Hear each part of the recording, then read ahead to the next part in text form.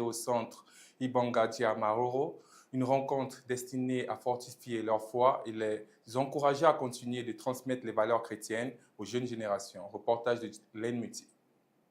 Les années passent, mais la mission des personnes âgées au sein de l'Église et de la société demeure essentielle. C'est dans cet esprit que les fidèles du troisième âge, venus de différentes paroisses du diocèse catholique de Chiangungu, se sont retrouvés au centre Ibangari à Maoro pour une retraite spirituelle présidée par l'évêque du diocèse. Les participants expliquent que cette rencontre leur a permis de renouveler leur engagement chrétien et de réfléchir à la manière dont ils peuvent contribuer à transmettre leur expérience, leur foi et les bonnes valeurs aux jeunes générations. Le père Tade Tengu, responsable de la pastorale familiale du diocèse de Chiangungu, a rappelé aux participants que le grand âge n'est pas une faiblesse, mais une étape de la vie où ils sont appelés à porter davantage de fruits. Il les a encouragés à demeurer des guides, des conseils et des témoins de l'Évangile au sein de leur famille et de leur communauté. Pour sa part, Monseigneur Edward Sinayobdié, évêque du diocèse de Chiangungu, a invité les personnes âgées à continuer de puiser dans la prière la force nécessaire pour vivre pleinement leur vocation. Il leur a souhaité une vieillesse paisible, marquée par la sagesse, afin qu'elles demeurent des modèles de foi pour les plus jeunes. Au terme de cette retraite, les participants disent avoir mieux compris